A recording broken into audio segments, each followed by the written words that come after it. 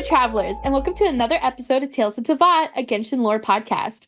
Last week, we traveled back in time, way back in time, to Inazuma, where we discussed the Labyrinth Warriors event. Shh! We're contacting you regarding your forbidden knowledge. The Temple of Silence requires your immediate death. We're talking about the Temple of Silence. Looking for a monument or a temple dedicated to visuals for each of our episodes? Well, quietly head on over to our website. It's talesofteyvat.com, where each episode has its own page with wonderful visuals and funny comments by the one and only Tiff. Our site also includes links to previous episodes, all of which include artist spotlights for each topic and some other goodies. Finally, feel free to email us at talesofteyvatpod@gmail.com to let us know what you think of this week's episode and what topics you'd like to see in the future. Also, please remember that we are working in collaboration with the Shade Chamber podcast to put out Shades of Teyvat, a Genshin Impact Discord server where we talk about lore, share fan fictions, gush over characters, discuss builds, sometimes talk about Honkai to Tiff's dismay, talk about Zenless Zone Zero, a lot of Warframe talk. Yeah, a lot of Warframe talk lately.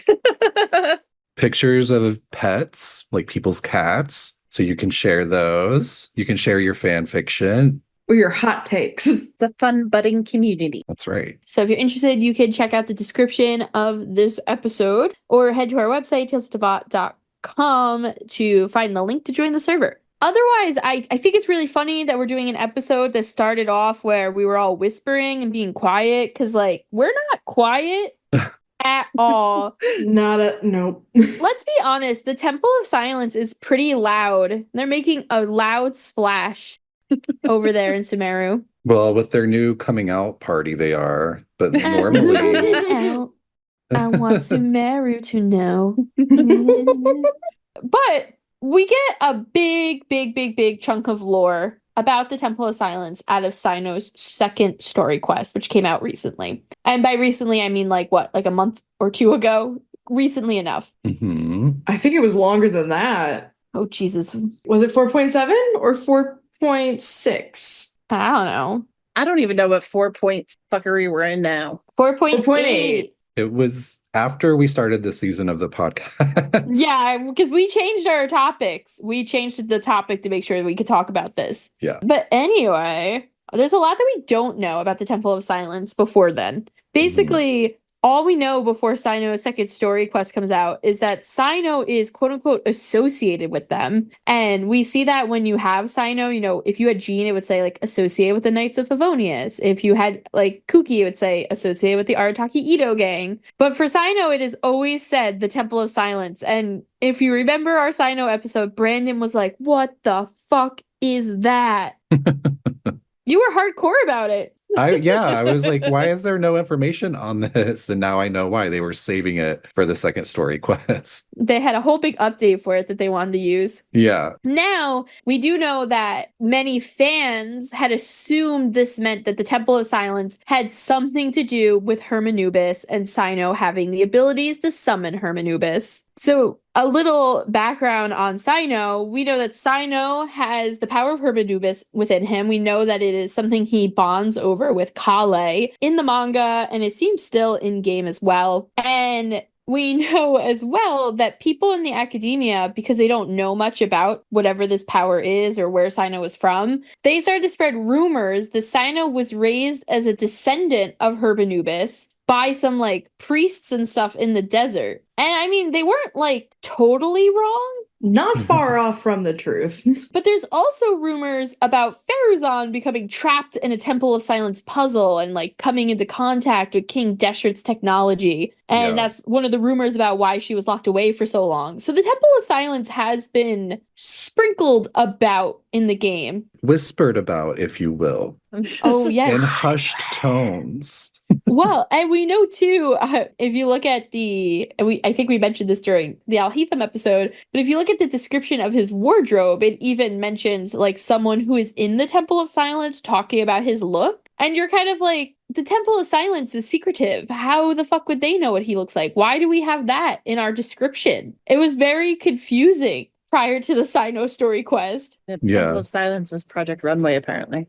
Yeah, Oh, I love that. Oh my god. they don't fuck around. They really don't. Wait, if it was Project Runway, like I'm imagining like Sethos or someone being like, now contestants, if you will head on over to the Buell Fruit accessory wall, sponsored by Caravan of Rebut's fruit shop. You have to dye your own fabric with only Sincetias. It's my favorite thing about Project Runway is like how ridiculously over like branded everything is in it, where they're Yeah. like, now we're gonna go look at this Toyota parking lot to get inspiration for your new look. And you have to go to the brother sewing room.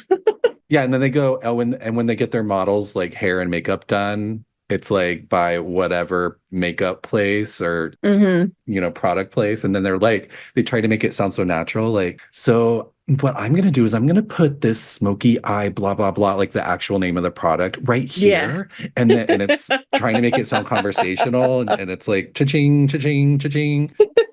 When everybody holds products where the label's always facing outward. Yes. Toothpaste better than sex, and that's why we, double lash to get that, better than sex vibe. You can tell the mascara that I use. Anyway, sorry, I just love the idea of Project Temple Runway Silence. And then once they're all done with their looks, they can go to the RuPaul and No. get a shout Yeah. Will they have to lip sync for their knowledge? out. Yes. And executive produced by Dory. Yes. No, don't give her more money. No. Wait, who would be Tim Gunn though? I think it would be. Kave, Yeah, I was gonna say Kave. It's totally Kave. Yeah. Well, like, Kave's got who's the enough stress, gayest guys. one? Kave. He has the pretentious voice. Hold up. My question is, if we combine the Project Runway with RuPaul's Drag Race, who is RuPaul? Me, the traveler. The trap. Geo Traveler does a lot of fracking too. Oh no. I just think that the traveler is like always wearing like a mask, like they're always like putting on a show, and I feel like Rue's always putting on a show. I feel like it would be someone who is constantly like lecturing philosophically. Al Hatham? I was like, Yai Miko? Yai Miko's just over there like, give me your tail. I would like to touch the tail. What did you use to style your tail? It's like RuPaul is the Yayamiko when they're in the workroom, but they're the traveler when we're on the runway. Yo! Sorry. Although I do love a little tiny Dory RuPaul. Oh my god. Come on now. That would be a lot of sense. Oh my god, it's Paimon. RuPaul is Alice, and we just like Yes. haven't made it onto the show yet. For the next season of RuPaul's Drag Race, I want RuPaul to come out in a glorious outfit, but also have Dory's glasses. Because I think she'd pull them off so fucking good. I do know one thing. Mm-hmm. Clorand is Michelle Visage. Oh yeah, I could see that. Mm-hmm. The titties. Titties always out. But the attitude don't match, though. She needs to step on me better. You don't know. It could. Does anyone in this game talk about self-sabotage? an inner saboteur? Because that's RuPaul. I was about to say Wanderer. Oh no. That is not true. That guy is not RuPaul. Maybe it's Farazan. Like, listen to me, I'm way older than all of you. I can see it. Oh. Anyway, let us know. Let us know on socials or in our Discord who you think is the RuPaul of Genshin. So that's all we know about the Temple of Silence leading up to Cyno's second story quest. I will say I was surprised originally to see that Cyno was getting a second story quest, and I don't want travelers to get confused and think that this is a second episode about Cyno. While Cyno does heavily tie into this, so does Sethos, and so does kind of Tighnari in an odd way. Mm-hmm. Mm-hmm. And Cyrus. And Cyrus. Tomato and his daddy. tomatoes. Yeah. There's going to be a lot of talk about tomatoes, and I think it's It's really funny that Cyrus grows tomatoes because his adopted son tells such terrible dad joke that he could just throw his own tomatoes at him. Is that why he grows them? So this way he has them to throw at Cyno? Totally. I don't know. I think Cyno learned these bad jokes from Cyrus. Also a possibility. Just the fact that when we meet Cyrus, he has the vibe of like, I'm gonna make this dad joke and not give a fuck. Mm-hmm. Well, we do get some cute flashbacks of Cyrus and Cyno also, which is super fucking cute. Do we want to talk about like one of the first mentions of the Temple of Silence outside of Cyno? What is it? It's volume 2 of 1,000 Nights. Ooh, tell me more about a book. Yes. So volume 2 is called like the Tale of Deshret, which it follows the tale of Vahumana, named Deshret, who's out in the desert, trying to like figure out and investigate ancient ruins. And he meets this beautiful young woman with amber eyes. And she kind of like parts the fucking sands and is like, do you want to learn the secret arts of the ancient lands?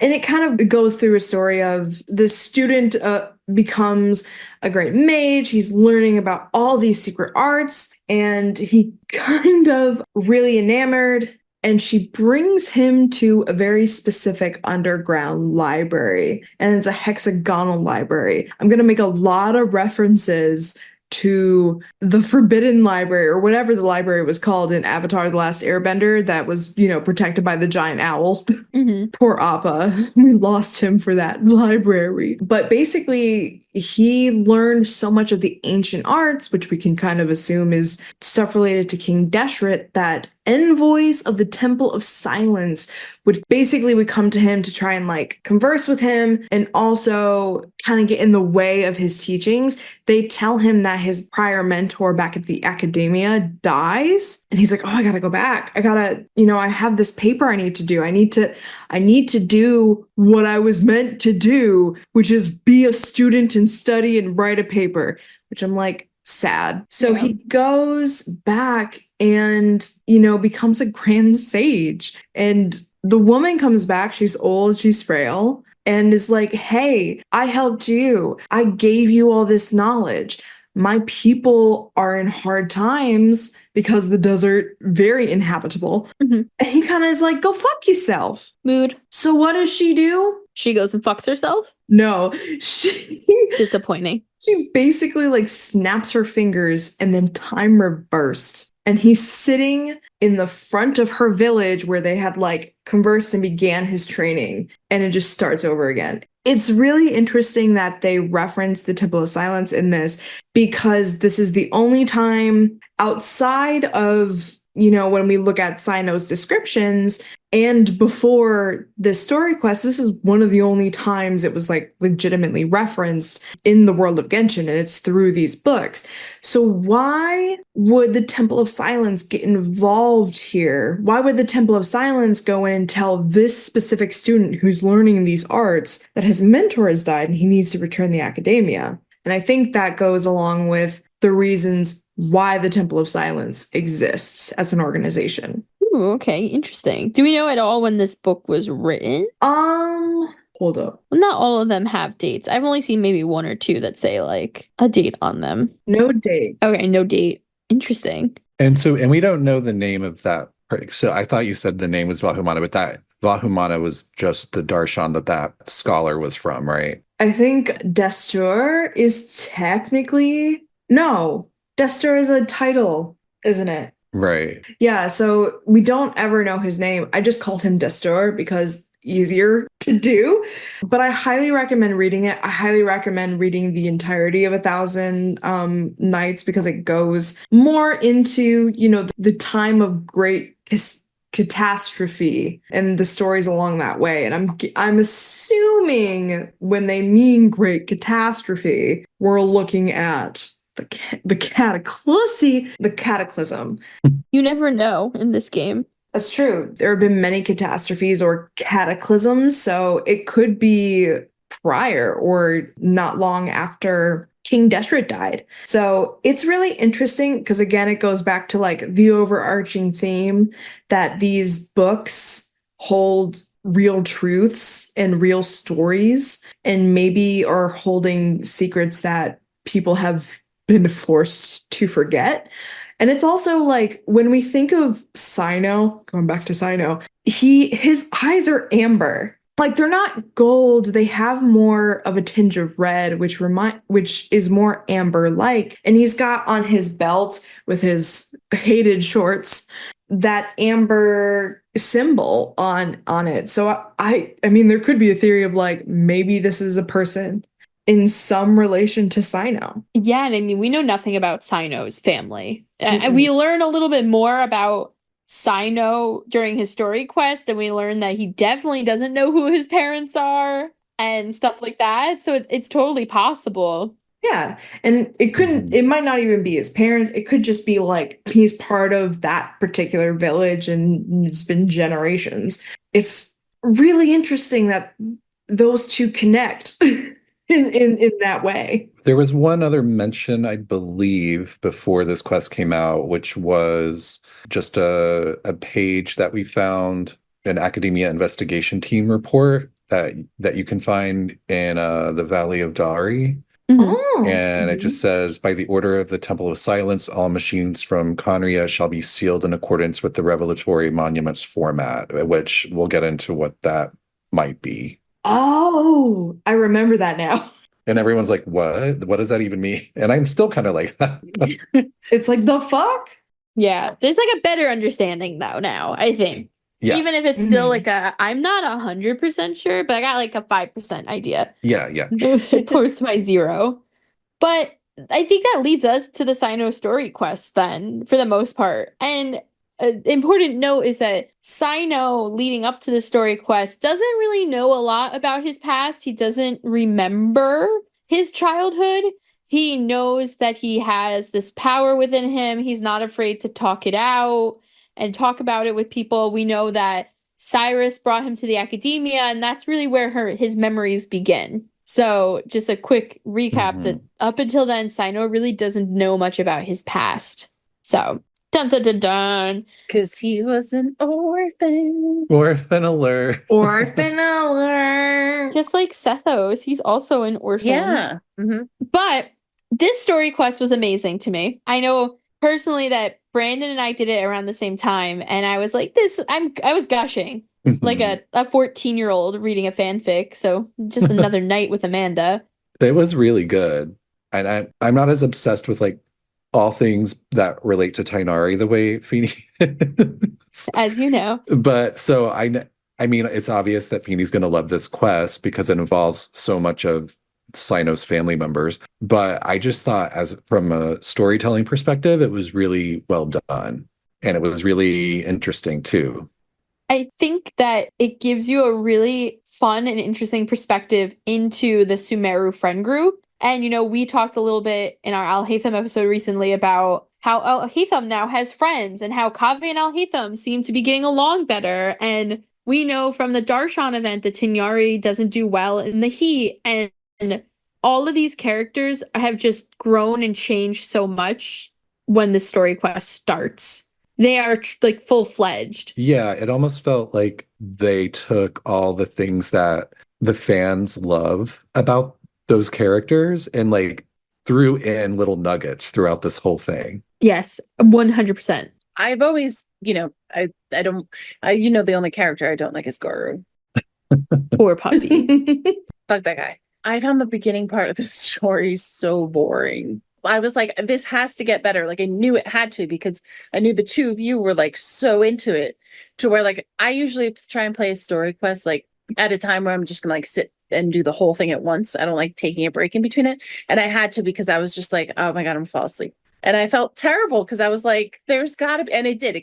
To me, it did get better. But like I almost felt like once it like got into it, then I was like full-fledged in. So you felt like it was boring until like what, basically until they went to the temple? Until Sethos showed up, yeah. Okay, all right, gotcha. Meanwhile, I was enamored from the start. Well, I felt like it was kind of dragging too at first. And I was Mhm. like, what is the point of this? And then I realized at the end, they were doing a lot of that stuff for like an emotional payoff. And maybe it wasn't as successful for some people, but I just thought as a way to craft the story, it worked really well, but we can get there. I definitely agree with Tith. I think it lagged when we weren't really focusing on Cyno and Cyrus. And I think what threw me off was the sudden capture of like that 16-year-old going on like 75. Because all of a sudden there's like this resolution to something so quickly. I think that threw me off. And maybe that's why the rest felt so dragging up until we got to probably once Sethos came. Because I think there was also the anticipation of like, when are we going to meet him? So like the time between the very slow, like the slow arc we're on versus the small like payoffs we get in it before that, I think really messed with the framing of. Yeah, maybe the pacing was a little off. But just on that part, but once we meet Sethos, bitch, that had me gripped by the titties.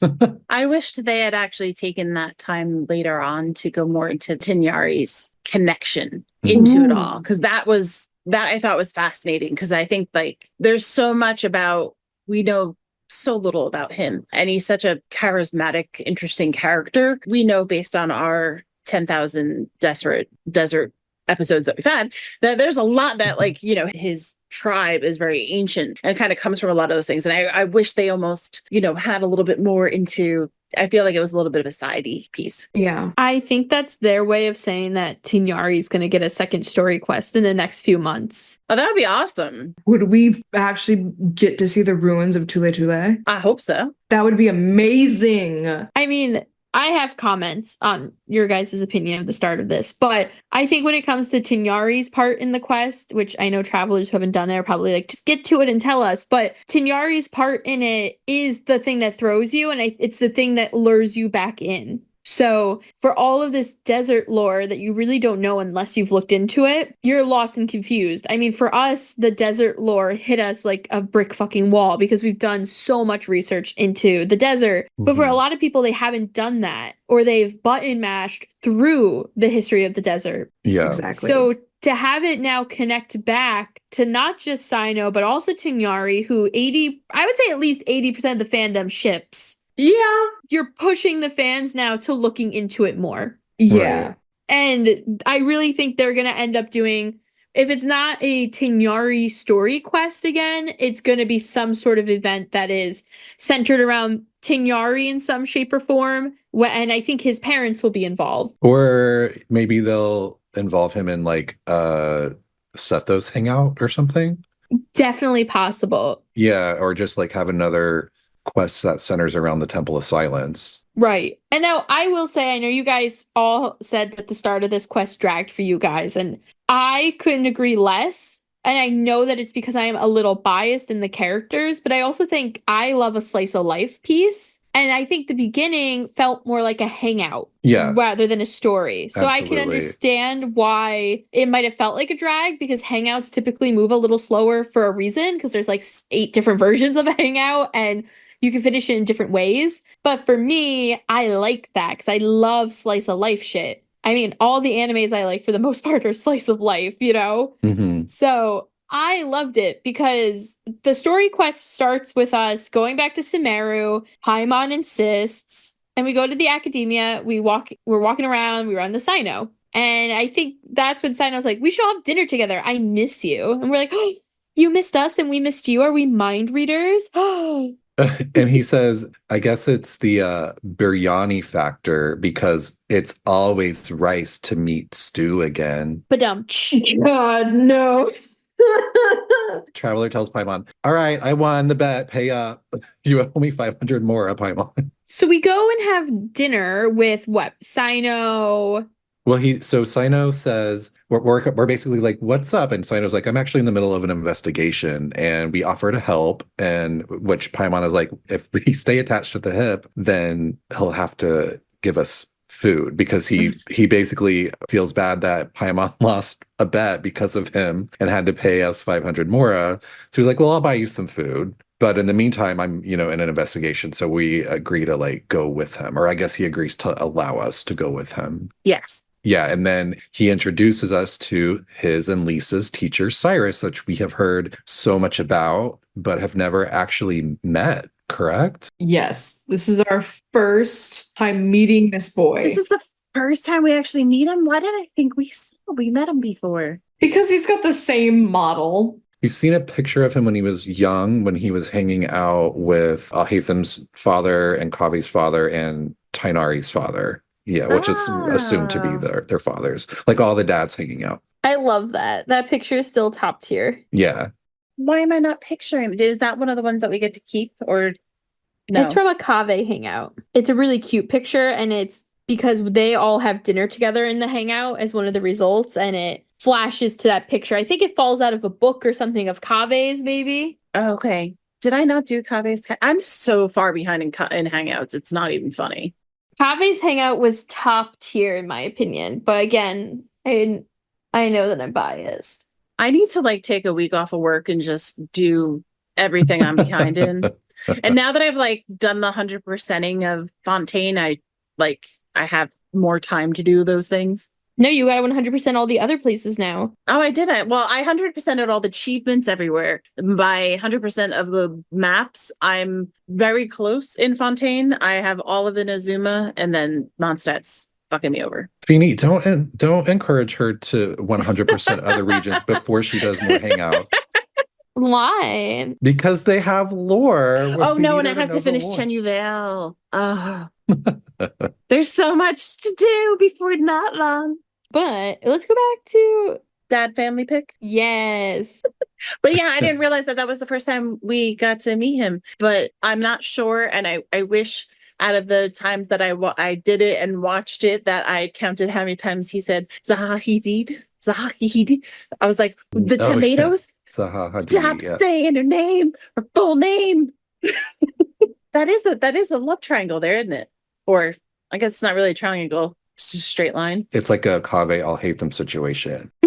But so we meet Cyrus for the first time, and then we find out that Cyrus has received a threatening letter trying to extort him out of 10 million mora, saying if he doesn't pay that, drop that payment off, they're going to go public with this secret that he has. So they're investigating this letter to try to figure out who it is. And we later find out, of course, that Cyrus wasn't originally intending on telling the coppers, aka the Matra, about it, but that Cyno was aware of the situation and he convinced Cyrus, basically for Cyrus to tell the Popo. So they're investigating the paper that was used on the letter for clues, and they're consulting with the Matra Arav, who you might remember from I'll Hate Them story quest. He's like, I don't know, I just kind of think of like Cyno as the police chief and Arav is like the lieutenant.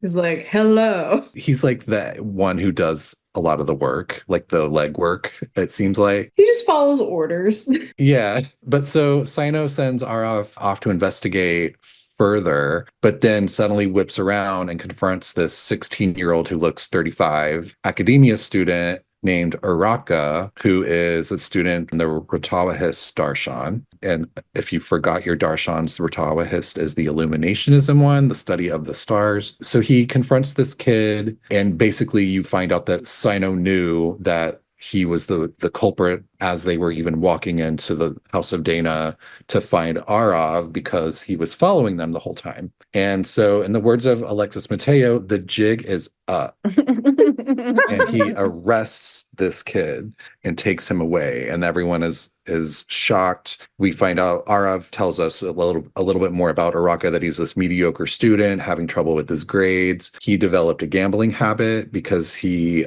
needed to hire additional tutors, and then he lost a bunch of his mora. So he had been at a tavern and overheard people commenting on Cyrus's comfortable retirement growing tomatoes, spending his days arguing in the street with an old woman who is actually the person we were just talking about, Zaha Hadi, who is a Kasharawar professor. That's the technology darshan. Yeah, that's Kave's mentor, right? Well, I believe so. Yeah, I haven't researched Kave in depth, but I'm assuming, because she does talk about Kave. And I was wondering how involved. I guess this is going to have to wait until our Kaveh episode, whenever that happens. But, she seems to know Kaveh and be involved in Kaveh's life. And I'm wondering if she knew Alhaitham's grandmother. Oh, probably. I would think so. Even though they were, I believe, in different darshans. But that would be kind of cool if Kaveh's professor and retired now professor and Alhaitham's grandmother were like besties. That could be really cute. And we know that all the darshans can be friends. I mean, our little Sumeru 4 are all different. Yeah, they do kind of intermingle and stuff. So Araka had heard another rumor that Cyrus had illegally obtained a large sum of Mora in the desert before he retired and never reported it to the academia. So Cyrus is basically like, all right, well, can I borrow that letter? Because I'm going to go talk to that person's parents later and let them know what their son is up to. And then we kind of forget about that. Cyrus takes us all out to dinner where we meet up with Tighnari and Kale. So we're at the tavern eating dinner. Cyrus is kind of reminiscing with, the academia folk, aka Tighnari and Cyno, talking about like back in the good old days, it was like this. Tighnari talks about his master, Nafis, who used to give him so much work to do that he spent most of his time in the forest, which wrought havoc on his tail.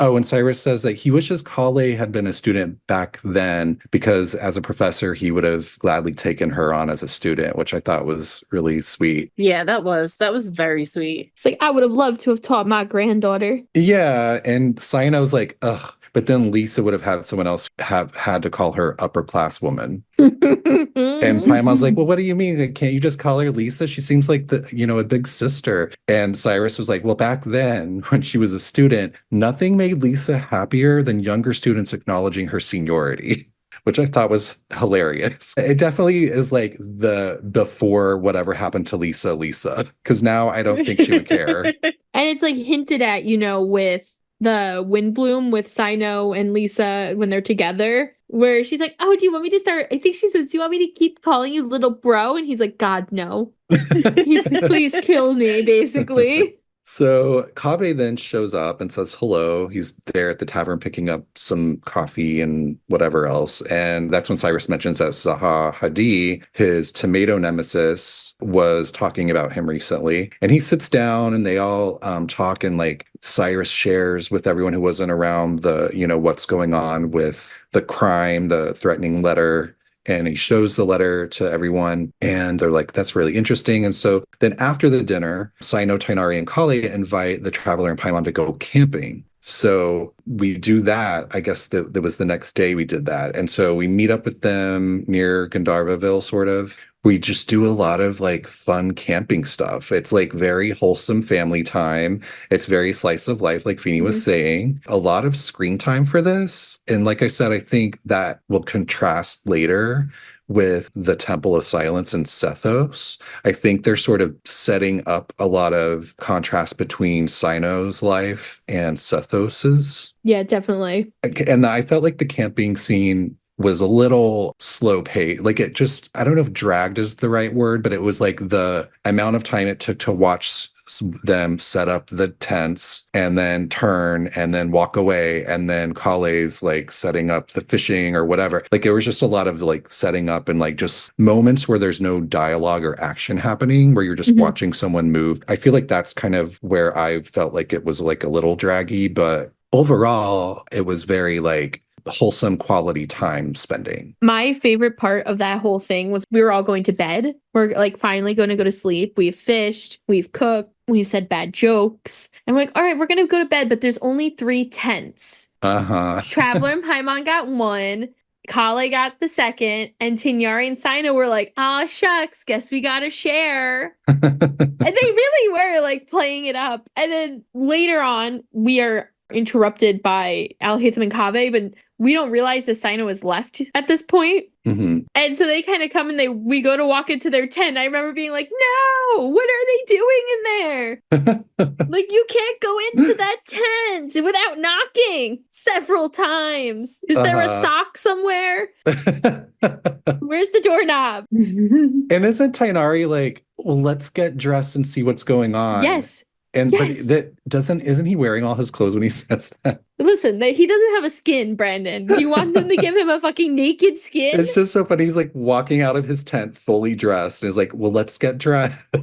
I know, sometimes they don't like think about what they're doing. Yeah. Like, it would have been cute. Imagine you came out in pajamas. That would be really cute. It'd be everything. Or just like nothing but boxer briefs. Yes. Okay, so we spend all this time camping, and yeah, like Feeny said, Kaveh and Alhaitham show up in the middle of the night. They wake everyone up, and then we get this flashback to earlier that night when Kaveh was doing domestic things around the house while his husband Alhaitham read a book. And Kaveh was, he mentions the meetup with Cyrus and how, there was that drama, and he starts talking about this pattern that he saw on the threat letter that caught his eye, which I thought was really clever of them to do, because it's sort of showing like, well, yeah, of course Kaveh would remember exactly what it looked like and take an interest because he has an architect's brain. Mm-hmm. So he's like, oh, that's an interesting design. Like he would commit it to memory. Like I totally bought it. Yeah, he was going to make something out of it later. Yeah. He just wasn't telling anyone yet. He was gonna design a building, but so he draws the symbol for Alhaitham, and then Alhaitham immediately recognizes it as similar to the emblem of the Temple of Silence. And so they go to track down Cyno and everyone to let them know, and they run into Cyno on their way to the campground, who was on a supply run, quote unquote, and they tell him what they found, what they discovered, and then Cyno basically runs off, and then they come and meet up with the rest of us and tell us. And when they're talking to us, Alhaitham drops some lore bombs about the Temple of Silence. Mm-hmm. He says it's an organization that has existed for over 1,000 years. It has an office at the academia and is theoretically responsible for the custody and disposal of knowledge and documents not fit for public dissemination. But in actuality, it's just a fake office with their name on it and has become functionally obsolete. He mentions that it was founded by Hermanubis, one of the 7 pillars of King Deshret, whatever the hell that means, and the greatest of all sages, and that its followers were mostly from the desert, unlike this fake office in the academia, who does not have desert employees. Which it was so great that they tied this in to why a Temple of Silence NPC is talking about Alhaitham's wardrobe. Like, they made it clear that Alhaitham, while he didn't necessarily have a connection with them, had relations with this fake branch that no one else seems to know about. And I thought that was really clever. Yeah. So you think like that NPC was at the fake office in the academia? Oh, yeah, 100%. Okay. Because when Alhaitham came out, there was no real Temple of Silence. You know what I mean? Yeah. Well, they also bring up that the reason he knows all this is because of his stint as acting Grand Sage. Which was fucking genius. He's so Yeah. self-serving in the best type of ways. But the best part, though, is Kaveh kind of like leaning into, well, this nosy busybody had to go and read everything and then also keep his pay raise after he like resigned. Yeah. And Alhaitham's like, oh, you mean I did my job while I was there? Yes, I did. I did my job. I was like, Alhaitham, does this mean that Kaveh's out for paying rent if you got a raise? I got questions. Somehow I'm also I feel like Kaveh has to pay more rent now that Alhaitham got a raise. It would somehow work out that way. Yeah. He's like, I'm living a life of luxury now. You could too, bitch. But no, I just thought it was a great moment for Alhaitham, and it really pulled together some of his random lore too. You're like, what the fuck? I'm so Mhm. glad you mentioned that because I was so lost about the outfit thing, but that makes so much sense. So much more sense. Yeah, because I assume there's just like, if you were walking through like a college like admin building and you just have Yeah. all these like doors with like name tags on it, I imagine there's just one that says Temple of Silence, like that no one ever goes in there. It's kind of like Angel's detective agency door in Angel, like, A whole bunch of letters just strewn about in the front of it. yeah, it says like Temple of Silence, but it looks like no one's been there in 30 years, Yeah. so they just like walk by. It's just a little business card stuck in the crack of the door. And then the guy who saw Haytham's outfit is looking out through the blinds of the window, like just picking it up with his fingers, like, don't approve of his style. So Kaveh is, wondering how Araka, this 16-year-old, could be connected to the temple. And so we're starting to put all these pieces together. And Tighnari's like, well, we got to go after Cyno, probably going to ask Cyrus what he knows about the Temple of Silence. But Tighnari's also like, we should ask my master about what he can tell us about the temple. So we end up kind of splitting up. I think Kale goes to warn the Corps of 30 to keep an eye out for Cyno and Cyrus. Alhaitham and Kaveh go to the library to do research. And Tighnari and Traveler and Paimon go to Cyrus's house to look for Cyno. So we go looking for Cyno at Cyrus's house. And who do we run into but the tomato nemesis slash potential love interest, Zaha Hadid. Yes. And she's like, oh yeah, Cyrus left early this morning. And Cyno actually just came here earlier tonight looking for him. She also mentions that Cyrus originally didn't want to report the threat letter. That's how we found out about that. And we realized that Cyrus, at this point, is when we realized that Cyrus must be connected to the Temple of Silence somehow. And she gives us a letter that Cyno left us saying, like, I can't tell you what's going on. Don't follow me. But then, of course, we do.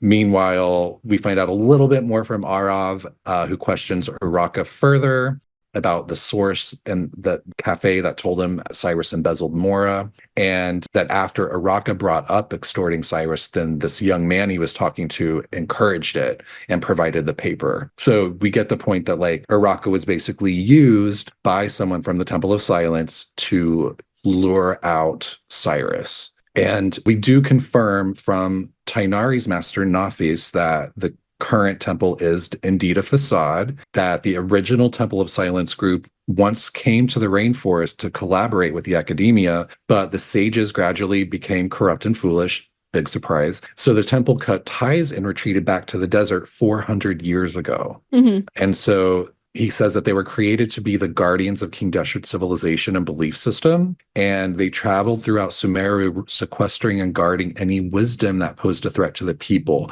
We find out later that this is basically confirmed to be Deshret's forbidden knowledge. And I got questions.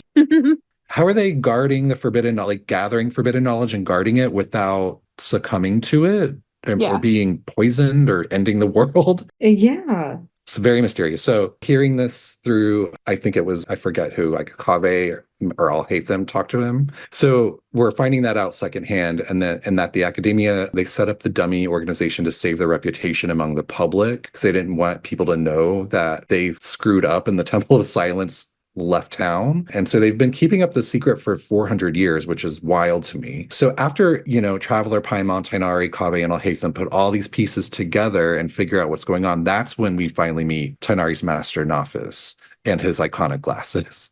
Oh my. Wait, I don't know if you remember this, but the hair reminded me of No, I don't know. It's a specific drag queen, and it's Oh, I know it. Yes. Jasmine Masters. Yeah, with her straight bob, and I'm just like, oh yeah, you're right. It does look like that bob. I love it, the continuity of Tighnari basically having a very similar haircut to his master. Absolutely. It's all like full 70s vibe, like hippie. Yeah. Wait, so Tiff, you think that he looks like he's from the Matrix or something, right? I think it's the glasses. It's like he looks like if John Lennon was in the Matrix, that's what he would look like. That is the perfect way to describe it.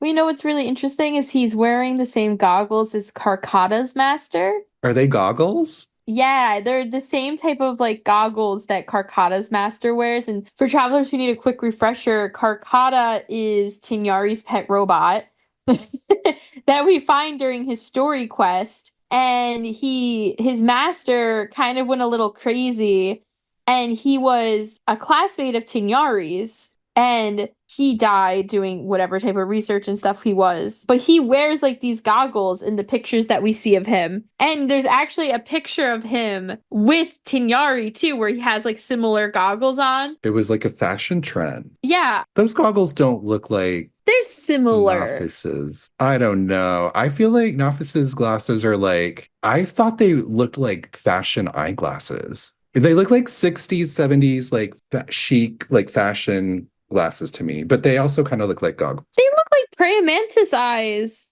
They do look crazy, but I just thought it was a bold statement, a bold fashion statement. It is. And in fact, his name is not even Nafis. It's Edna Mode.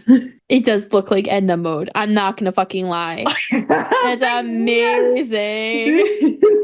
Edna Mode from The Incredibles, top tier. I loved Nafis though. He was like, Tighnari is so chill and relaxed. And like he has his moments where he kind of is like, stop eating mushrooms. But for the most part, he's like pretty chill. We've heard him talk about Nafis, and we know that, they like imprisoned Nafis for a bit during the Archon quest because he didn't want to create a false god because he was the only one with a fucking, head on his shoulders in the sages at the time. He's like, this is gonna go wrong. Yeah, and he's the only sage that carried over from that. He's the only sage not wandering the fucking rainforest. And I don't know, I just expected like some like laid back chill guy, and we got, like you said, like this eccentric hippie who's like very intense and who bickers with Cyrus, just like Cyno and Tighnari bicker in everyone's headcanons. This is a triangle, a bisexual love triangle. Cyrus is bi. So he's like torn between Zaha and Nafis. Or they're just beautiful together. Nafis looks so much younger though. And doesn't mean Nafis couldn't have a daddy kink. No, I know. I'm just saying it's surprising. Maybe Nafis is his side piece. Wouldn't that be like awkward though? Because their sons are like together. Husbands. Yeah, it's like, Dad, stop dating my father-in-law. Right. Stop. No, that's literally out of like smut books. That's out of like teen dramas. That's straight out of porn is what that is. I've read a lot of Reddits that talk about that. So no, I forbid it. But anyway, continue this story. So Nafis and his glasses/goggles tell us that Cyrus and Cyno were seen leaving and heading to Caravan Rebat. So we basically decide that, Kaveh and Alhaitham, they're going to stay at the Academia to help Nafis, while Tighnari comes with the Traveler and Paimon to the desert to find Cyno and Cyrus. So we go to Caravan Rebat and we run into Dia and Candace, who are talking to Cyno and giving him advice about venturing out into the desert alone. And we're like, hey girl, hey. And they, after telling Cyno that we're going with him, of course, Dia and Candace recommend that we all head to Aru Village to ask around about Cyrus, because that's the most likely place he would go based on where he was when he left Caravan Rebat. Can I just say how much of a mom Candace is right now? She really is. She's like, you don't have to tell me everything. I just want you to be safe. So let me know how I can help. It's like Cyno's never been to the desert, and she's like, you got it. Remember, you have to pack at least 5 days more than you expect to be out there. And I'm just thinking, fine, mom. Like, I've been to the desert. Like. It makes Totally, yeah. So we go to Aru Village, but as we're getting there, Tighnari is sort of like confronts Cyno and is like, I want more information regarding your connection to the Temple of Silence. What is going on here? He's like, you're my husband. I should know these things. Yes, exactly. And so Cyno just says, that the spirit that gives him power comes from her Anubis. And when he was young, he was put through many trials in the desert and was chosen for that because of his unique constitution, whatever that means. And that, at some point he met Cyrus, who brought him to Sumeru City, and that's really all he knows. So we talked to this Aru village guard named Fodil, who marks on a map where Cyrus might have been heading. So we go over there, and guess who we meet for the first time? Little baby Sethos. Sethos, which when they announced Sethos, I really thought I was going to hate him. And at this moment, I totally was like, go away. I have no desire to deal with this man. Or his henchmen. Yeah, the henchmen have like the stupidest names. It's like one is called like Irritable Desert something. Yeah, so the one guy is called the Irritable Desert Dweller, and the other guy is called the Carefree Desert Dweller. But the carefree desert dweller looks like he's gonna fucking beat me up. He's like unhappy as he anyone doesn't could be. give a fuck. Listen, I don't got time for his shenanigans. They should have given the carefree one a backstory. So we know. Why is this face carefree? I'm so enthralled. Do I not know something about being carefree? Am I living my life the wrong fucking way? I think so. Am I supposed to like be angry looking when I don't care? Well, maybe you just don't care about punching people in the face. Who doesn't care about that? That's the best thing about life. Or maybe he's just passive aggressive. He's like, I'm carefree. Ugh. I could see that. I could see that. But anyway, sorry, they just aggravate me. No. So we meet Sethos and his henchmen, and Tighnari immediately tries to protect Cyno by going forward and talking to them first. But Sethos recognizes Cyno and is like staring at them. So they all kind of come over and talk. We realize that these are not just random desert people, that they know something about what's going on. So Sethos admits that they know where Cyrus is, and he tells us to follow him. And then reveals this giant hidden building ? Near the oasis. He like snaps his fingers and like the magically curtains appears. fall back and you're like, oh. It's so weird. It's like Paimon is startled, and Paimon's line is, there's something coming out of the sand, but the animation is that it just fades into view. Yeah, it was like, Paimon, it's okay. So I don't know if it was supposed to have just been hidden by magic, or if there's some kind of mechanism that raises it out of the ground. But when you're inside it, it's so massive. It seems like there couldn't be something that could lift it and lower it. I don't know. I mean, it's Deshret. Who fucking knows? Exactly. Yeah, there's a lot of shit under this sand. Yeah, and they have access to all of his like technology notes and stuff.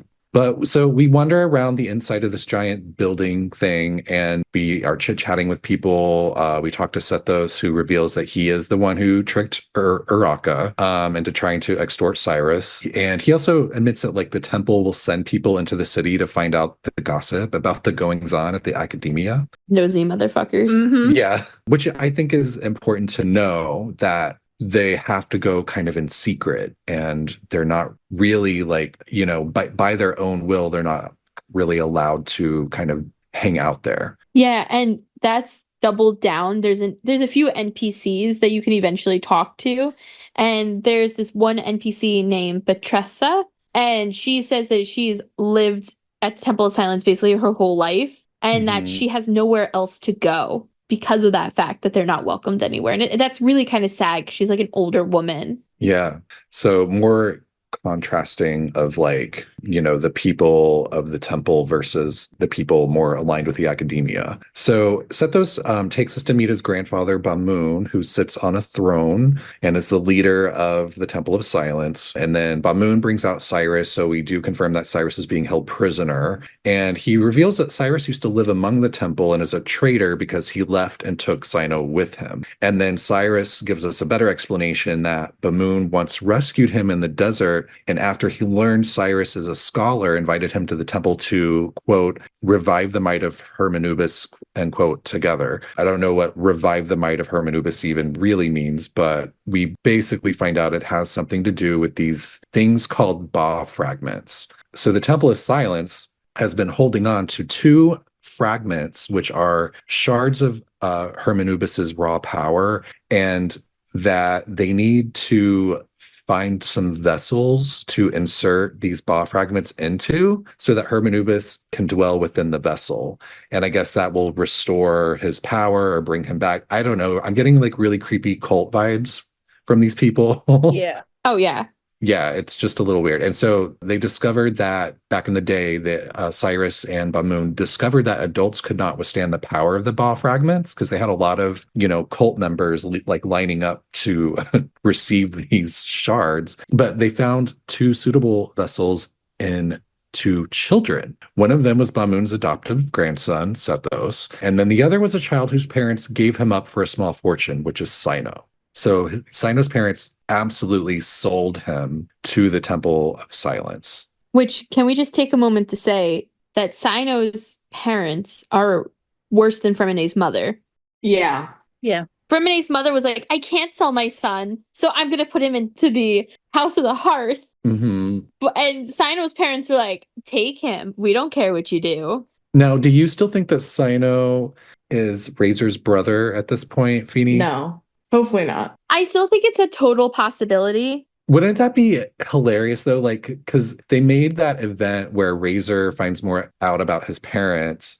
They made it seem like they were like this loving romantic couple and that would have been great parents. But what if you found out they sold their other kid? Well, and you have to remember that the story could be construed, of course, it could be a twisted story when it comes to Cyno's parents, right? Like, I mean, maybe they took that money. They're like, we can afford to have another kid somewhere else. Or, the Temple of Silence was like, we're just going to say that he was sold to us, but we really kidnapped him or something, Mm-hmm. Because they needed a kid. And why did they want to pay that much money for Cyno?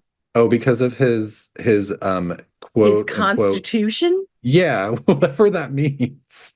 Like, I don't know how did they even find Cyno? What, like, did they hold a child pageant? Oh my God, was Cyno's parents, were they pageant parents? No, the problem is that Cyno was actually playing TCG at the ripe age of 4, like a motherfucker. And he was kicking ass in the desert. And wasn't sold. His parents lost at TCG. And they didn't have enough money, so they had to give Cyno up as the prize. Oh, yeah. Oh no, and then like it created a legacy for Cyno. He's just playing TCG to get his family back. Well, we do know one thing, which is that there was a test that was involved to actually test people to see if they were vessels. I don't know how someone became a candidate for vesseldom, but they at some point, had Sethos and Cyno come into a room with Ba fragments, which had been amplified to see if the power would repel them like it was doing to the adults.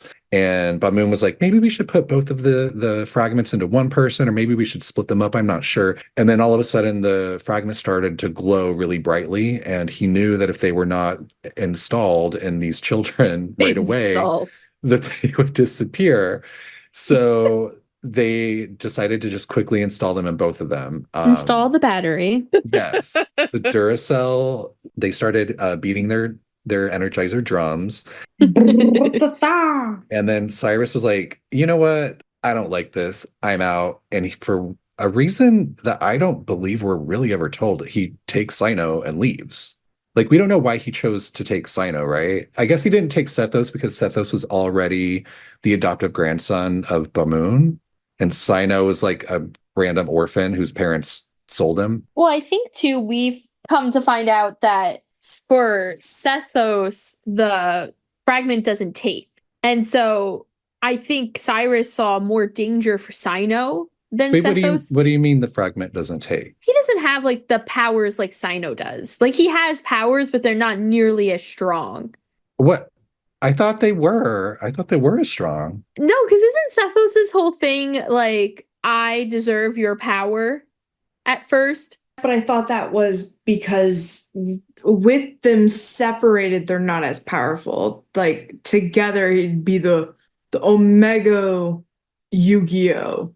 Yeah, I thought it was really just about the fragments being separated. Oh, okay. And Cyno leaving the temple took that much of the power away from the temple, and the temple is what needs that power for some reason. Mm-hmm.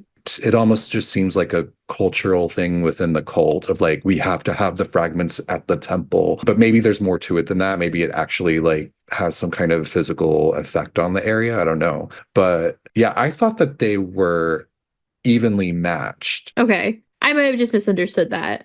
But I could be wrong. They don't make that super clear, I don't think, unless I missed something in the dialogue, which is possible. No, I may have just misunderstood.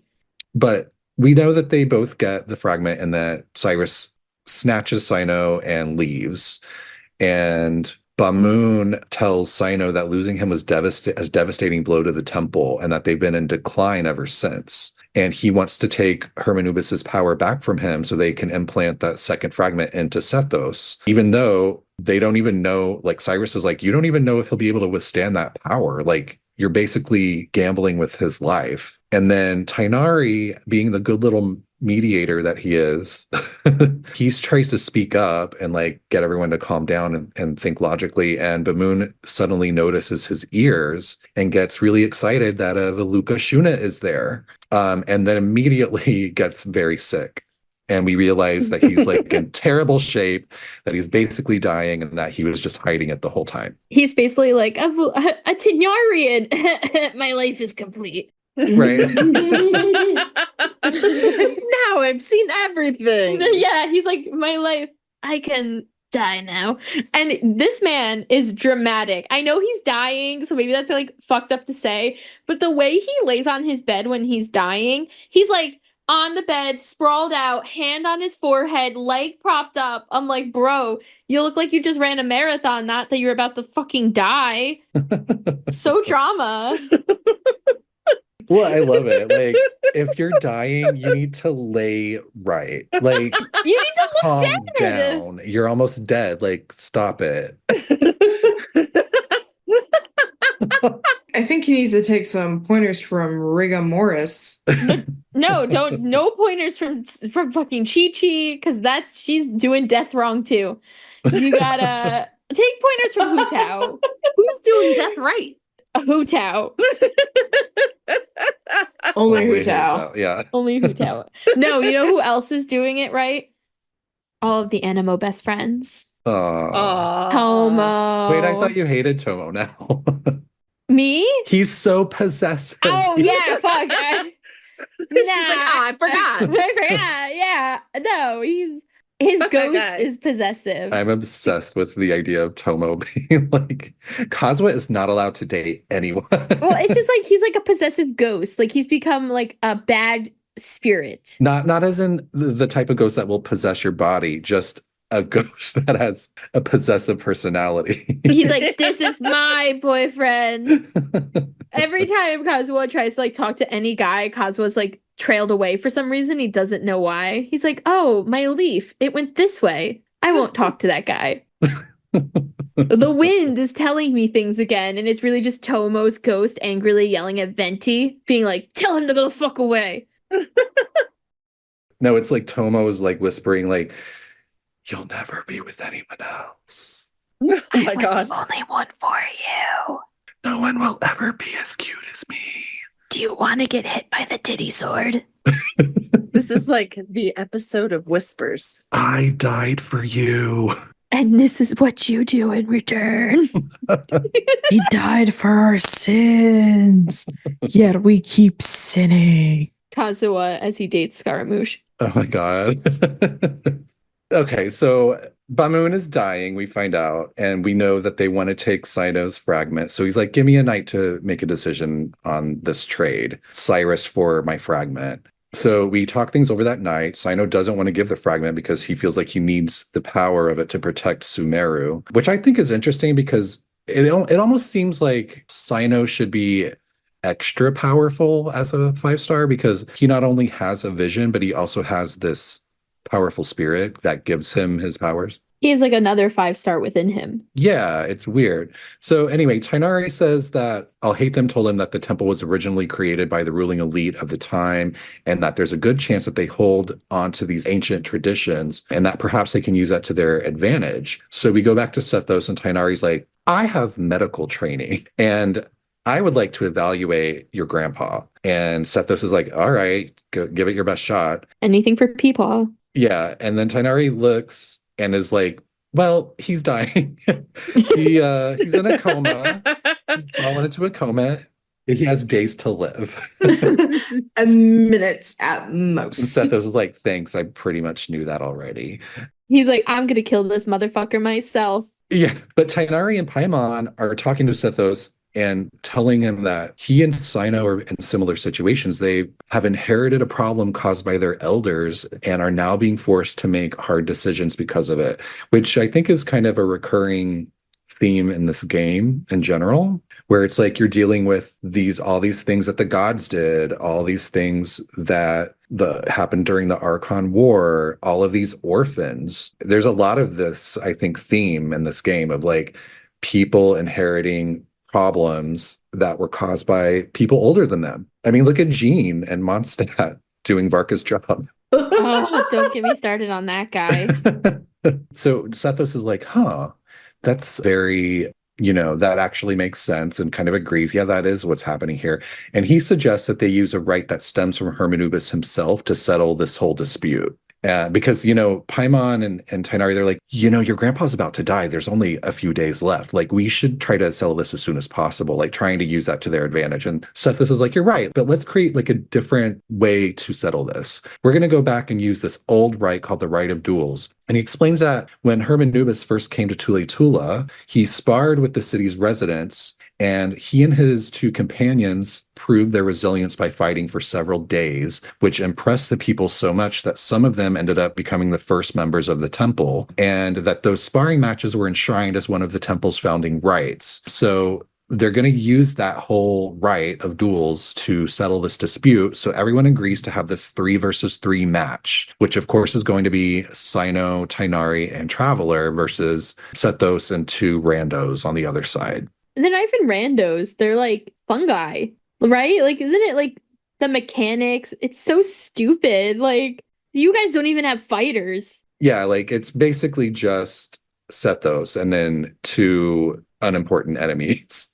And then he also says that both of the Ba fragments will be on the line. So that means if whoever loses has to give up their fragment. And Cyno's like, okay, fine. You're on, bitch. Meanwhile, Tighnari's like, are you going to live if they take that away? What about my boyfriend? He's like, I am ready to throw down. So I know, talking back in the Al-Haytham episode, I was very upset that their fight was not, the end all be all, like big oof that I wanted it to be. This made up for it so much. Yeah, it was a good fight. It was so good. It lasted an appropriate length of time. Yes, thank y'all. Thank y'all. It was not, a premature resolution climax, if you will. It hit every note in a fight scene that it should have, and we got some fucking amazing shit out of it. Yeah, that choreo was really good. Also, right before the Sethos versus Cyno fight, they give this speeches. I mean, it's mostly Sethos giving a speech. But he talks about wandering around Sumeru City and being among the highest points of the city and looking down at all the people. And he himself kind of compares and contrasts their Ba fragments, like his fragment with Cyno's, kind of noting that, Cyno already knows what to use his fragment for, while Sethos is still figuring that out. And Cyno says, I'm not just a warrior, I'm my own person. And that was like a really telling moment, I think, emotionally in that scene, because it creates this full contrast that they've been setting up this whole time, I feel like, which is you have freedom versus servitude, where Cyno gets to run around free, and, Sethos is having to live in a constant state of servitude to the temple. You also have, the previous showcase we saw with the camping and all of that, the camping and the dinners. Cyno has this family warmth. Like, he really has, this chosen family with Cyrus, with Tighnari, Kale. So there's also that aspect where they're contrasting belonging versus exile. Because Sethos and the whole temple have been exiled multiple times, we're about to find out. So they don't get to just like belong to anyone but themselves, whereas Cyno can go out and choose who he belongs with. Yeah. So I thought they did a really good job setting all that up, and right before they have their duel, you know what I mean? And it just worked for me on that level. Do you think that because of that, Sethos might have purposely lost the fight? I kind of feel like he did. Like, I feel like whether it was conscious or not, it would make a lot of sense for his character if he did do that, because I think part of him wants that freedom. If he had won, then he would have been, probably expected to channel a lot of that power still into the temple, and he wouldn't have been forced to go out and collaborate with outsiders again. And I think with his grandfather, he knew at that point his grandfather was inevitably dying. He knew he was going to be in control regardless. And I think that was a moment for him to be like, I'm going to rewrite my story. Yeah. Speaking of grandfather Bamoun,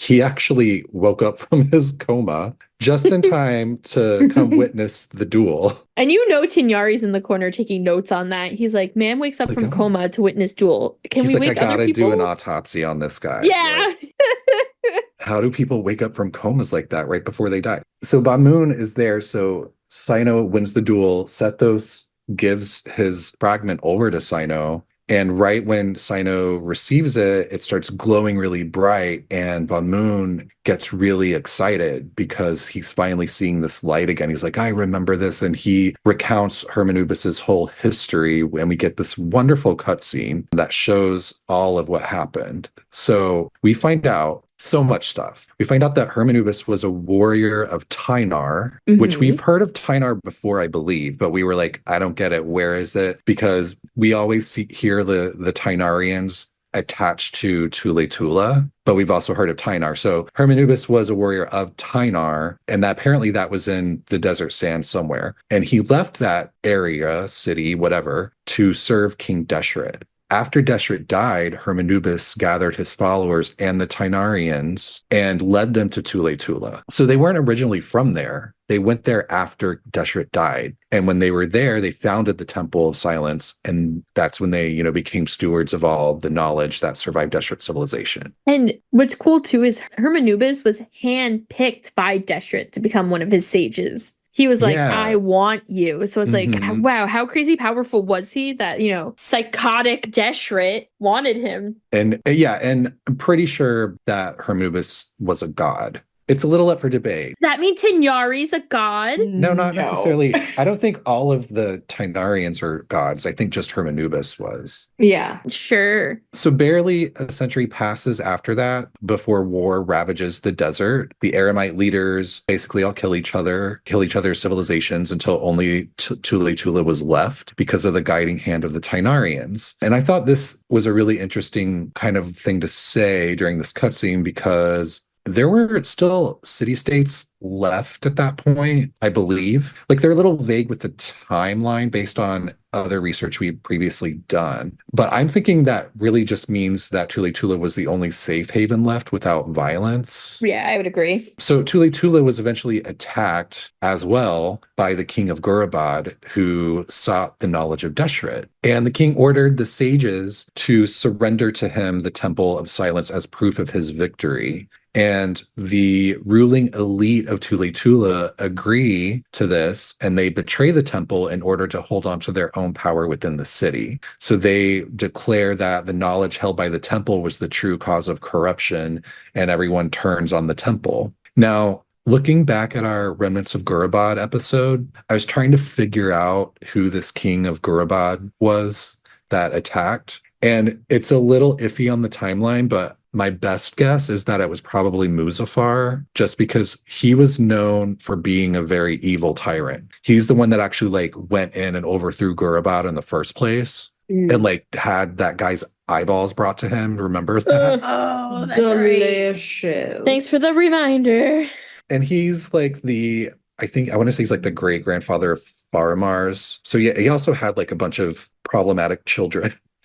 Grandchildren, just a big messy family happening there. But Muzaffar was, I think, in the lore, the most tyrant-ish and evil.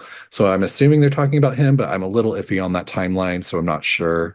If anyone has theories, let us know. Yes, please. Hermanubis' strength had been waning for a while due to keeping Deshret's forbidden knowledge at bay, which I'm like, how was Hermanubis able to do that? Did he inherit some kind of power from Deshret? Maybe Deshret made him a god. I don't know. But, if he is a god, regardless of how he became a god, we know that gods can break themselves down. I mean, look at the primordial one. They have the four shades, and think of even the Nihida Rukkhadevata situation with them being shrunk down. Mm-hmm. It's totally possible, I think, that they could have broken themselves up. Think of Gwoba turning himself into all the little tiny Gwobas that ran around helping people. Yeah, absolutely. And that's exactly what Hermanubis does. He's like, my strength is fading. Everyone's turning on us. So he breaks himself into a bunch of pieces and he bestows his power upon his mortal followers. And that's the key line that makes me think that he was a god, because he specifically says that he gives his power to his mortal followers. So with that power, the temple was able to defeat the Gurubad King Tyrant's army. However, the people of Tulaytullah were now scared of the temple because of this new power that so many of them had. And so because of that, they rejected them and they were like, get out. You're frightening the children. And so the temple and the Tighnarians left Tulaytullah, and that's when they went to the rainforest. After that, not long after that, I'm sure, the elite who remained in Tulaytullah also fell. War engulfed the desert again, which I'm thinking might be when the city of Saleh rebelled and civil war broke out all around the region. That was kind of near the end of that whole Remnants of Gurubad storyline. And the temple, at that point, they stayed in the rainforest. They became the academia's friends, but then the academia's betrayal drove them back into the desert once again. So this is all told by Bamoun in his final moment. And when he finishes revealing all this to us, he dies. He's like, I gotta tell Tighnari his history. Yeah, he's so excited by them ears. I mean, me too. Oh, and then Cyno absorbs that fragment, which was anyone else shocked? Because I was so sure, leading up to this, was like, there's no way he's going to take that fragment from Sethos. He's going to let him keep it. Yeah. I thought it was going to be like destroyed in the end. And it's like, no, he full on Yugi'd it. But I also was worried about like Cyno's physical health. They kind of made it seem like removing the fragment could be dangerous. And they make it seem like the first time he had a fragment inserted, it was dangerous.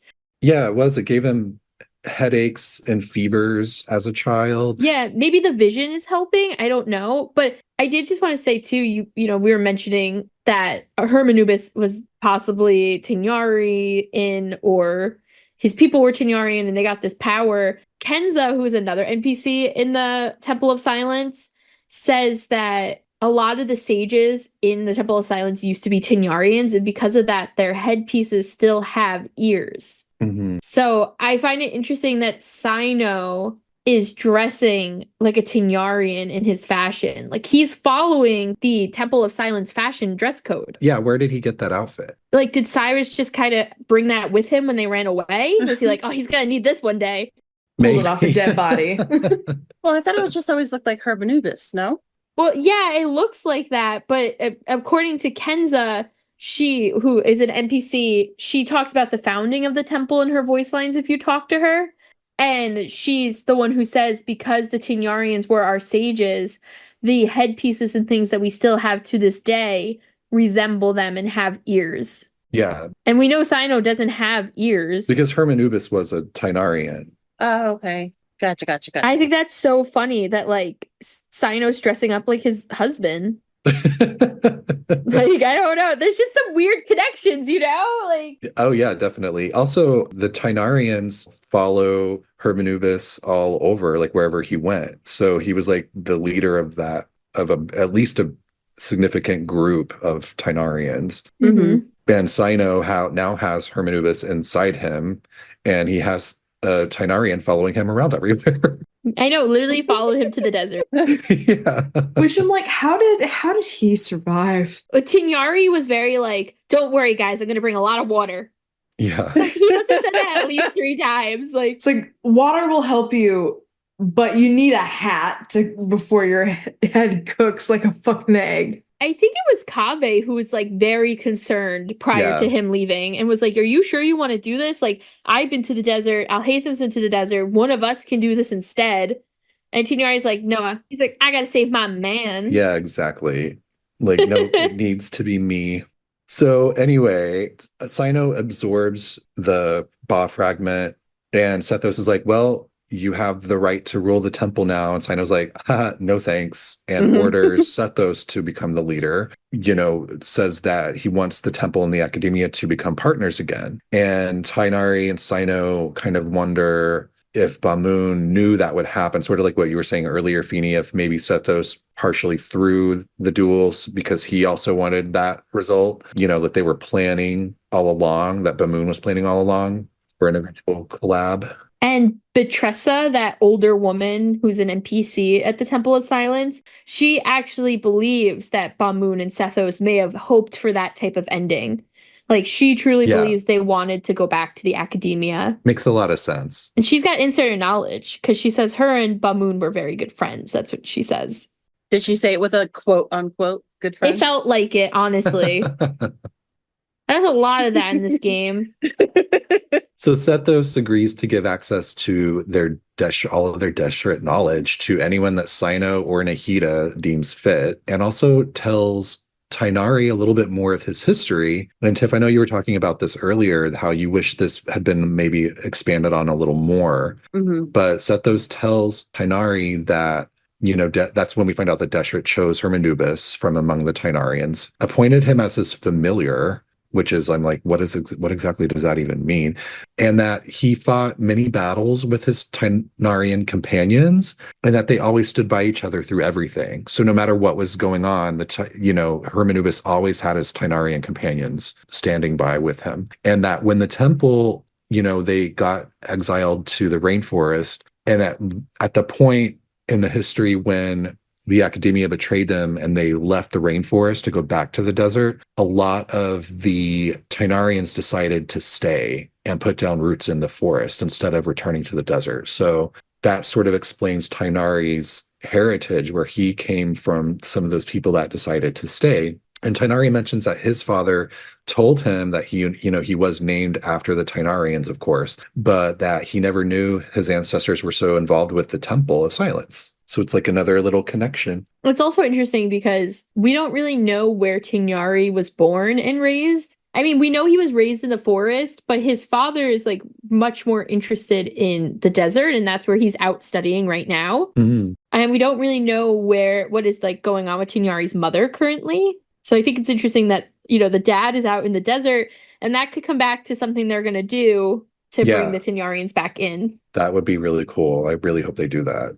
Where he's like out there looking for history about the Tighnarians. Or he like stumbles into it by accident. Mm-hmm. It'd be so fun. Just be like, oh, wait, he could have the whole.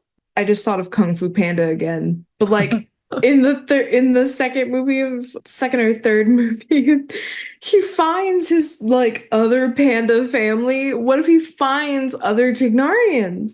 That would be cool. They're gonna be like, come live with us. And he's like, no, I have a husband. Yeah, maybe he'll find Tynar, like the original settlement. Ooh. So we return to the academia, and Naphis is furious with Cyrus for endangering himself. He's like, you're too old for this. Yeah, you bag of bones. And Cyrus is like, what do you mean? I'm a hero. Her buddy. I brought the Temple of Silence back into the fold.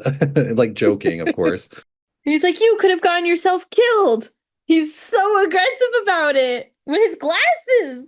Yeah. And Cyrus is like, how can I make it up to you? I'll do a month of your academia work. And Naphis is like, it's going to be 3 months. Yes.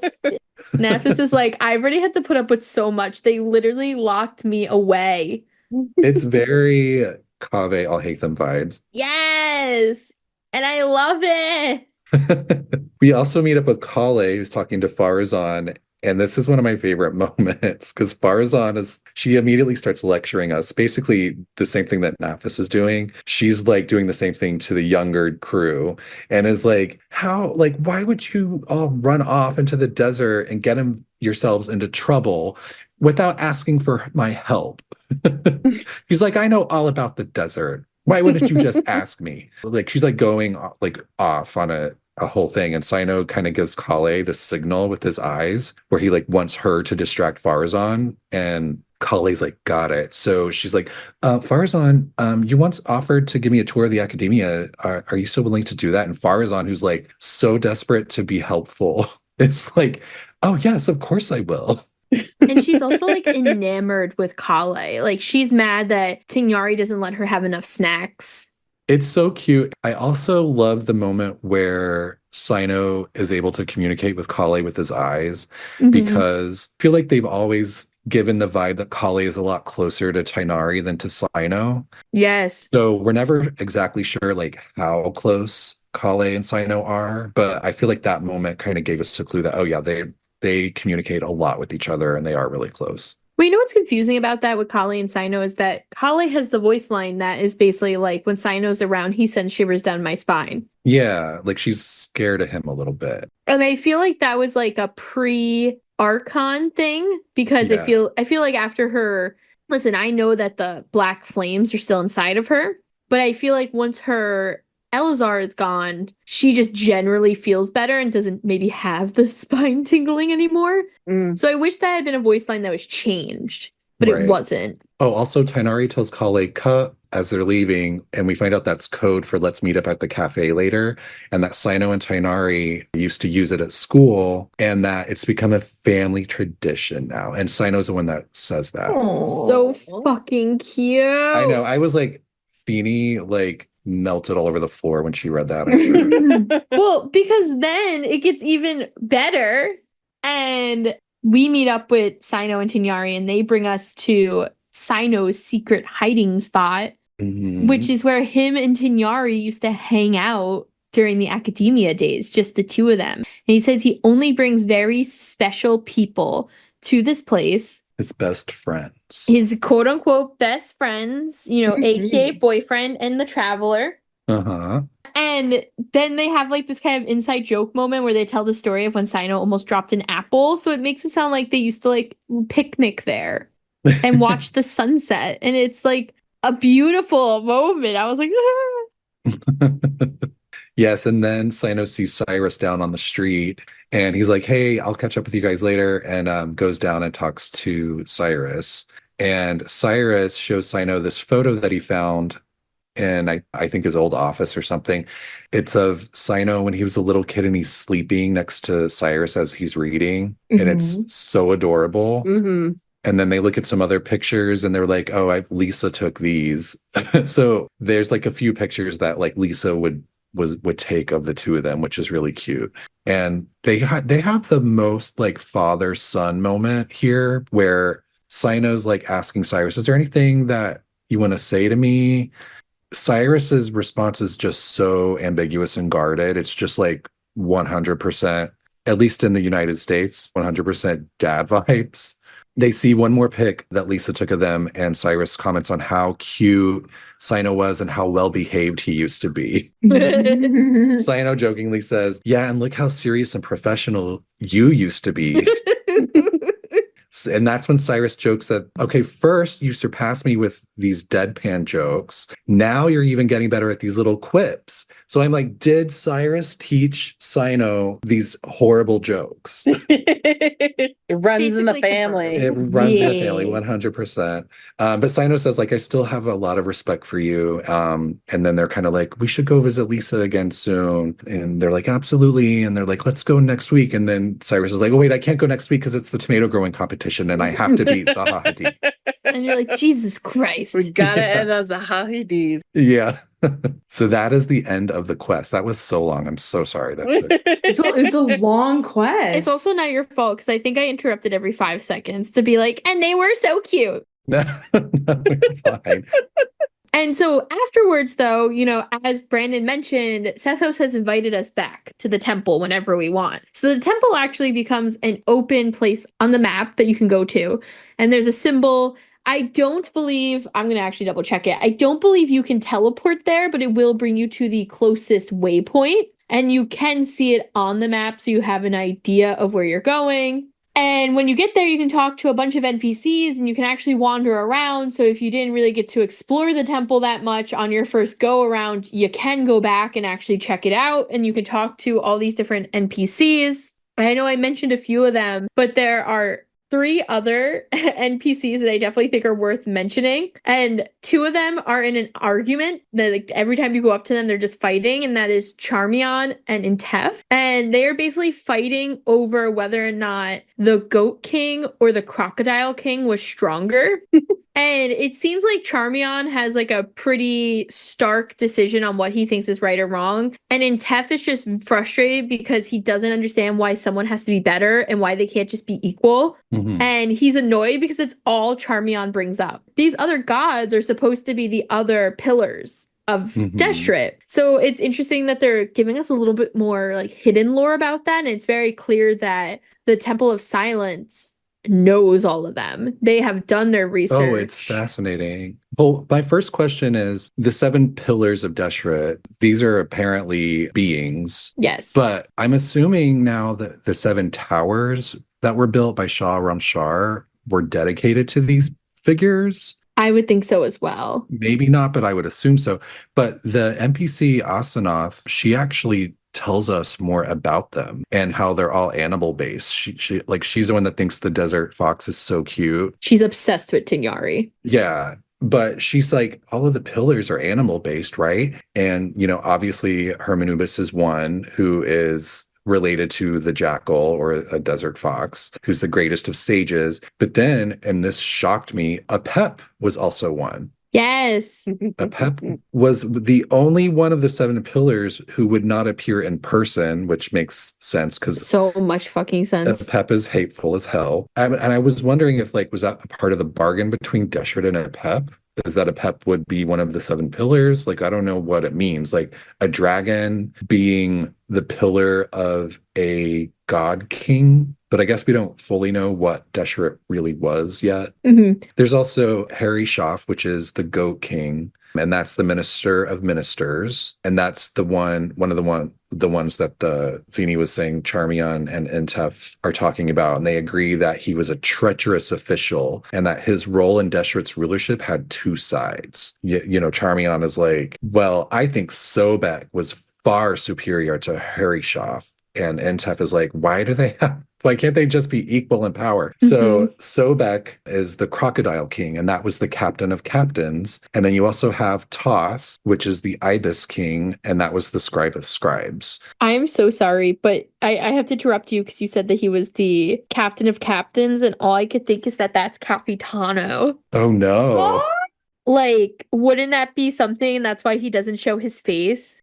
That would be cool. Dang. And then you'd have a god as a harbinger, because we really don't know what happened to these other pillars. Yeah. We know that their kingdoms fell, but we don't know where they went. Ooh, I love it. There's also the last 2 they know less about them. And those were Bennu, most radiant, and Shesapank, most holy. And those refer more to human souls and genie. Oh, yeah. And I think it's Asenath. She's also she's obsessed with Tighnari, and she's like, can you bring him back? Can you get him in? I guess Cyno can come too, but can you bring Tighnari back? She also is really upset. She feels like she was born in the wrong era, and she really wanted to meet a Ginny. And in my head, I was like, bitch, we hung out with Lillipar not long ago, and you're better off. Yeah. You don't want to meet her. I'm sure there were some nice genie out there. But that was the one she had the closest opportunity to meeting, Yeah, either her or Makaira, probably. Isn't Makaira dead? Yeah, she is dead. She did get killed by Faramars. Haha, so much death. The laugh. Haha, so much death. Yeah, it's how you just have to trauma through. There's also one other NPC in the Temple of Silence named Djer, Djer. Mm-hmm. And he tells us that the temple has always been an organization that manages knowledge and that seals things related to dangerous knowledge into the form of revelatory monuments. He says that the 6 cardinal sins, which we've talked about before, I think we brought this up even recently in the Al-Haytham episode, right? Yes. The 6 cardinal sins, which you might have heard of, is a related concept. After all, the temple and the academia cooperated once upon a time. Knowledge is a mysterious thing. It can bring one riches and hope, but misfortune as well. Though now I feel like the sealing works, just not in a good spot. The awful weather here in the deserts makes big rituals a tiring, time-consuming process by default. Never mind when the weather turns really ugly. Our ancestors must have had some special method, one I sure hope they've passed down. So there's some interesting context clues here, but the wording is so bizarre. Yeah. They're sealing dangerous knowledge or things related to dangerous knowledge into the form of revelatory monuments. What is that? And then he likens the 6 cardinal sins as being related to that. So were the 6 cardinal sins, was that part of the forbidden knowledge that was sealed into the concept of sins? I don't understand what a revelatory monument means. My thought was a little simpler. I thought that, those monuments around the desert that are puzzles we have to unlock? Mm-hmm. I thought that they were sealing things into those. Oh, I see. Okay. For me, I thought it kind of worked out because a lot of times we unlock a Sealy that way, or we get a treasure chest. So, it could be the idea of like a Sealy should be forbidden knowledge or whatever. I was thinking those puzzles were what they were talking about, but it could be anything. I kind of saw it more as like when Zhongli was sealing these sea monsters into stone, like that they sealed the secrets into stone monuments. Maybe it's just the 6 cardinal sins thing that's throwing me. I mean, he just says it's a related concept. I think it's like anything that falls into the 6 cardinal sins is what they're locking away. So like if they find something about like I see. human language, they're going to lock it away. If they find something about the origins of this world, they're going to lock it away. Interesting. I didn't think of it like that. I was thinking the 6 cardinal sins as being the result of something sealed. So that makes a lot more sense. It almost makes it seem like the Temple of Silence has like some sort of partnership with the unknown god. Oh, maybe. Yeah. You know what I mean? Like, why do they get to see these things, but they're not getting like sky nailed? I mean, they were founded by Hermanubis, and Hermanubis served Deshret, and Deshret is the one that sought the forbidden knowledge. So I always took it as Hermanubis somehow witnessed or was privy to what the forbidden knowledge was, or at least things about it, and saw what it did to Deshret and the world, and sort of made it his mission to keep it from ever happening again. Which makes sense, but then why aren't the heavenly principles responding to it? That's like where my issue with it lies. Because I agree. I could see Hermanubis being like my bestie died type of thing, and I'm not going to do that to myself or my people. Yeah, we still don't know how Hermanubis was able to like protect the forbidden knowledge without being corrupted by it. Yeah. So there's a lot of questions that still have to be answered. That also goes back to that thing I brought up early in the episode, which was that Academia Investigation Team's report found in the Valley of Dari, that says, by order of the Temple of Silence, all machines from Khaenri'ah shall be sealed in accordance with the revelatory monuments format. Oh, so that's basically saying that they're going to use whatever their monumental thing is to seal away the Khaenri'ah technology after the cataclysm. And that would be, we know that the Academia and the Temple of Silence split ways 400 years ago. So they would have been working together after the cataclysm still. Yep. It all comes together. We don't see a lot of Khaenri'ah technology in the desert, We see like the ruin guards, the 2 of them, but they're not really locked away. We literally move one. I shouldn't say ruin guards. What the fuck are they? Golems? Yeah, the golems. I was going to say the little triangle things, but those are all Deshret. Yeah, that's Deshret technology. I'm wondering if the Temple of Silence has something to do with the big door to Khaenri'ah. Like, is that big door Khaenri'ah, or is it the Temple of Silence that did it? Yeah, it could be them locking things away. Do you think they have a giant key for it? Maybe we'll get more Temple of Silence stuff as we get to Khaenri'ah. Yeah. You never know with this game. You never know what you're going to get next week, tomorrow. You never know what lore they're going to spontaneously drop, the videos they put out at 2 a.m, Yeah. More bullshit. But I do think that we have to move on to our mail segment. Kirara's working overtime. Nah, I kicked her out. I just took the mail and let her go. It's like, is it all certified? I want to pay these fees. Yeah, she got here kind of early, so I was like, bruh, you just gotta go. Like, people paid for certified mail today. Yeah. So we have 2 messages today that we're gonna answer. And our first message comes from Naomi, and they said, are you guys thinking of making an episode on Clairvy? Like, what if she had killed Arlecchino / instead, and she had become the 4th Harbinger? Ooh. Additionally, are you thinking of doing episodes on Focalors and Farina? My friend has a headcanon in a Harbinger Clairvy AU, so an alternate universe for Clergy is a Harbinger.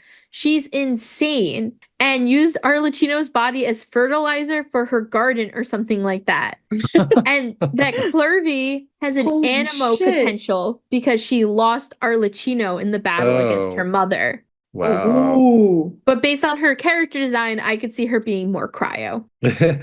That's what they said. Damn. I love that. Damn. I do love alt universes. I love looking at things from other perspectives. And if you could, reply to your email with your friend's link, that would be really cool. Yeah, it's true.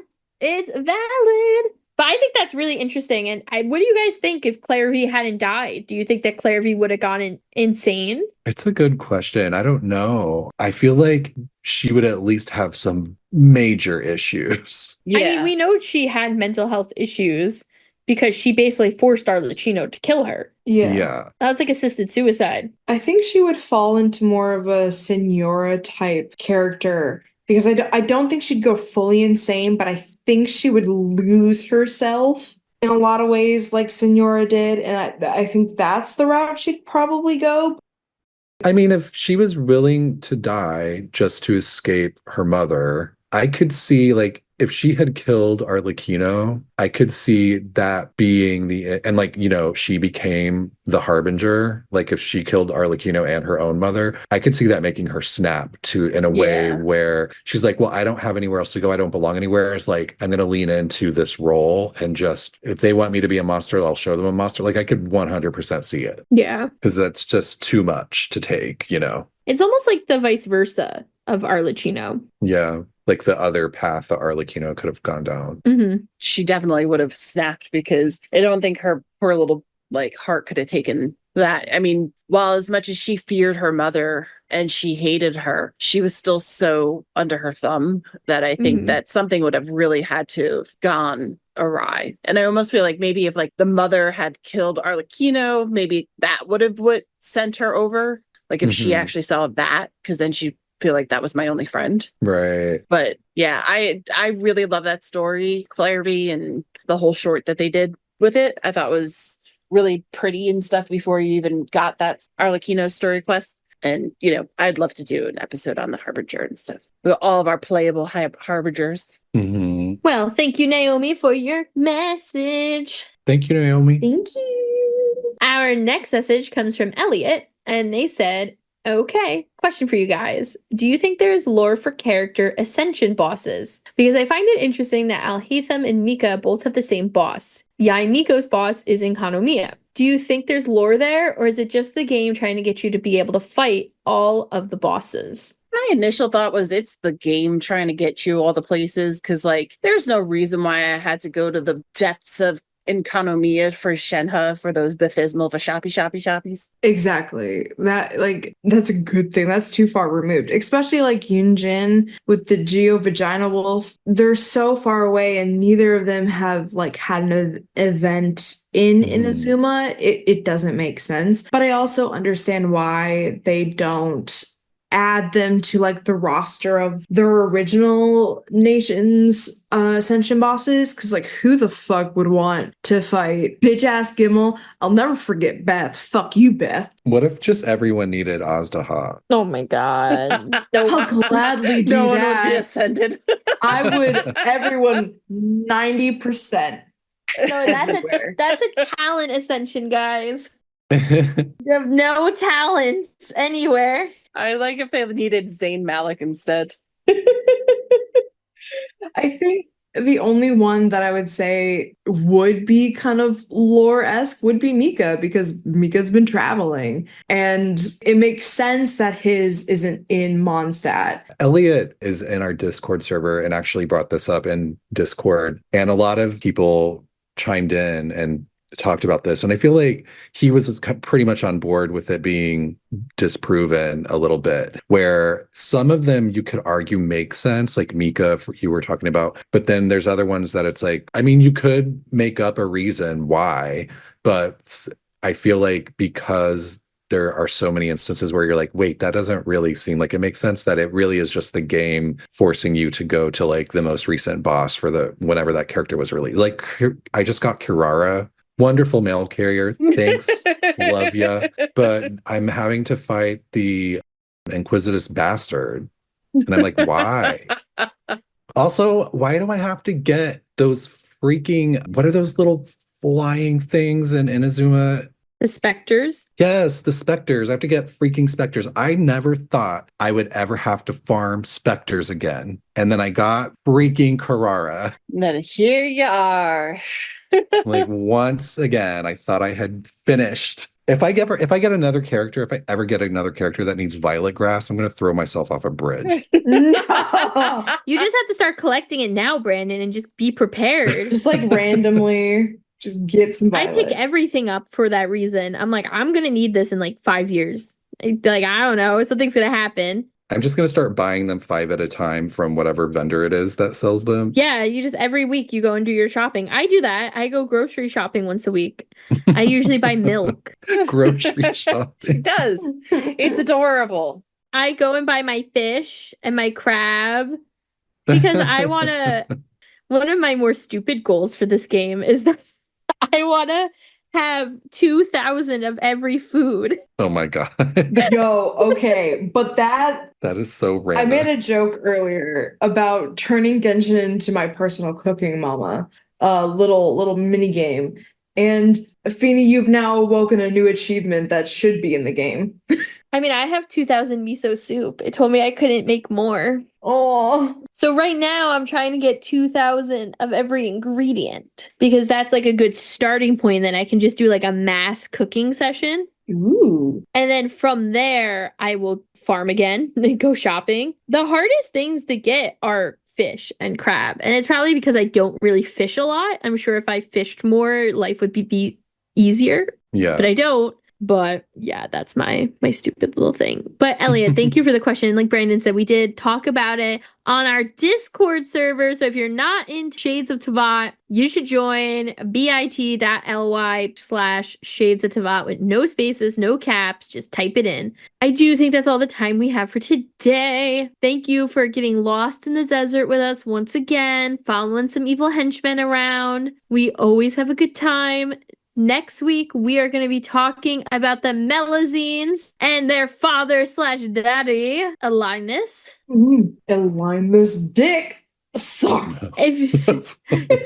So you can join us next week to talk about that. If you like this episode or you didn't, you can let us know at talesoftevatpod@gmail.com. You can give us a follow on Twitter, Tales of Teyvat, or on Instagram, Tales of Teyvat Pod. Until then, safe journeys, travelers. We'll see you next time. Bye, ancient Egypt nerds.